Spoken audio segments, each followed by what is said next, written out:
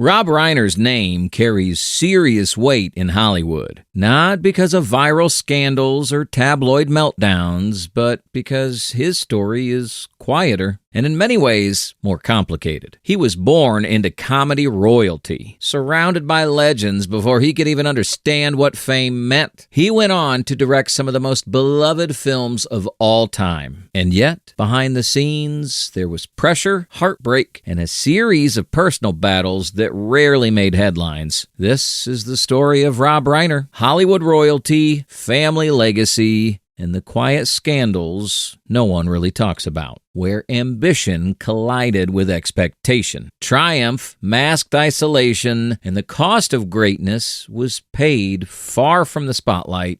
1. Rob Reiner is the son of legendary comedian and director Carl Reiner, one of the most powerful figures in classic Hollywood comedy. Rob was born on March 6, 1947 in the Bronx, New York, to Carl Reiner, the genius behind the Dick Van Dyke Show and a staple in Sid Caesar's comedy empire, and singer-actress Estelle Reiner. Carl wasn't just a dad. He was a titan who shaped TV comedy in the 50s and 60s, rubbing elbows with icons like Mel Brooks and Neil Simon. Growing up in Beverly Hills, after the family moved west, Rob was immersed in that world from day one. Family dinners turned into improv sessions, and laughter was the family business. But this pedigree came with baggage. Rob often spoke of Carl as a larger-than-life force, whose success set an impossibly high bar. Carl's death in 2020 at 98 left Rob reflecting on their bond, calling him the greatest man I ever knew.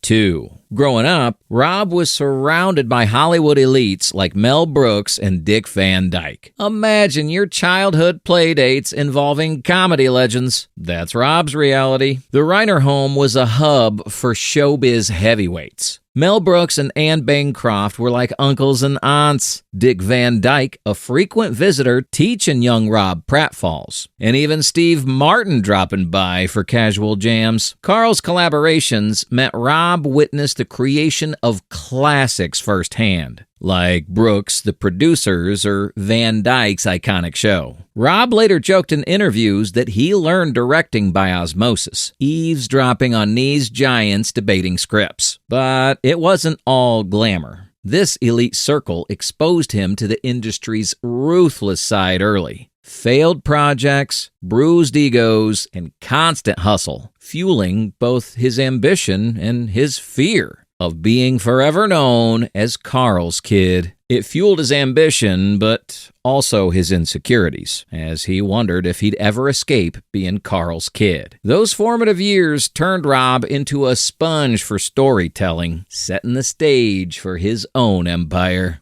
3. Despite his privilege, Rob has openly discussed the intense pressure of living up to his father's legacy. He attended UCLA's film school, but dropped out, overwhelmed by comparison and expectations. He admitted that early rejections stung deeply, especially when casting directors dismissed him as not as good as Carl. Even after achieving success, Rob credited therapy with helping him unpack years of self-doubt. His later documentary, Albert Brooks, Defending My Life, echoed similar themes of growing up in the shadow of brilliance.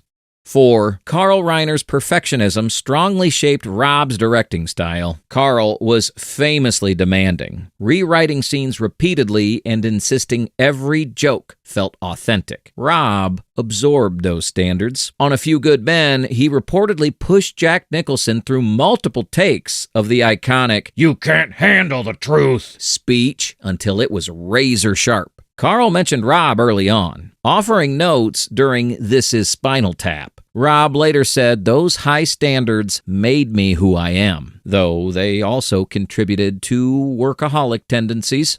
5. Rob first found fame as an actor before becoming a director. From 1971 to 1979, he played Meathead on All in the Family, clashing with Archie Bunker in one of television's most politically charged sitcoms. The role earned him 2 Emmy Awards and national recognition. However, he was worried about being typecast and used his downtime to write and produce. The show introduced him to the power of social commentary, something he later infused into his own films.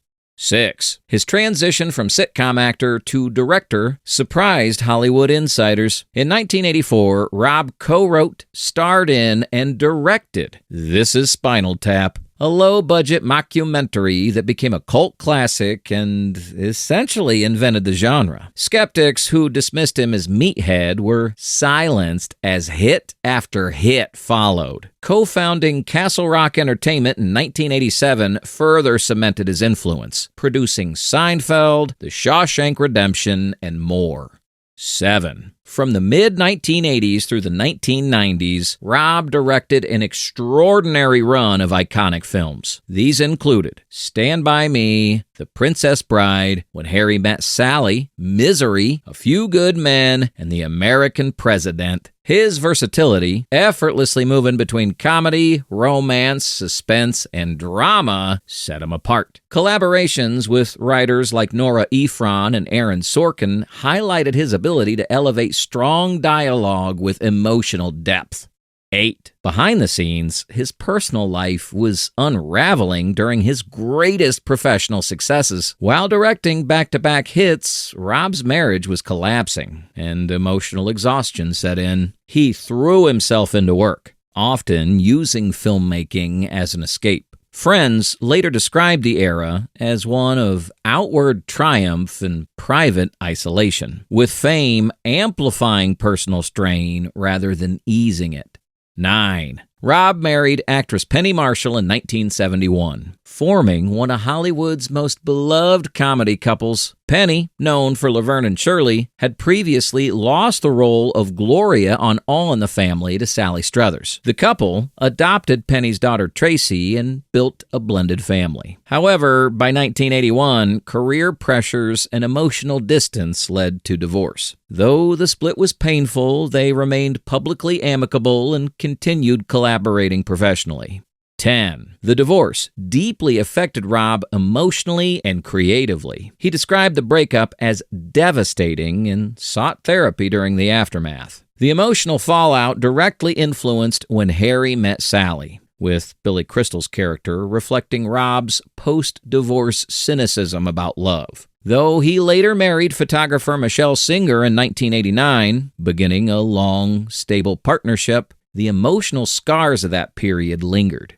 11. Many of Rob's most romantic and bittersweet films followed soon after his divorce. When Harry Met Sally explored modern dating anxieties, while The American President balanced love with responsibility. Even darker films like Misery carried undertones of obsession and vulnerability. These stories reflected Rob's healing process, blending heartbreak with hope. 12. Rob has rarely spoken publicly about the pain of his divorce or family struggles. He avoids tabloids and never released tell-all memoirs. The pattern of privacy extended to other personal challenges, including his son Nick Reiner's long-running battle with addiction, which was explored in the semi-autobiographical film Being Charlie, 2016. 13. Later in life, Rob became increasingly outspoken politically, which alienated some longtime Hollywood peers. He emerged as a vocal critic of U.S. foreign policy, the Iraq War, and later Donald Trump, producing politically charged documentaries like Shock and Awe. His social media presence further polarized audiences.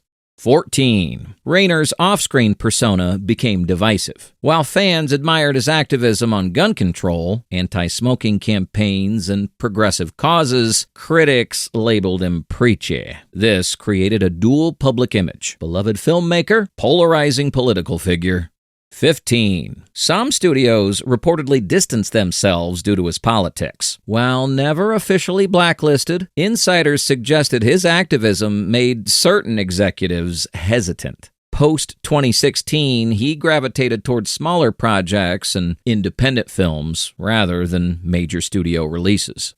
16. Despite this, Rob continued working steadily. He directed films like The Magic of Belle Isle, produced documentaries, acted in projects, including The Bear, 2025, and mentored younger filmmakers. His wealth, estimated around $200 million, came largely from residuals and smart investments.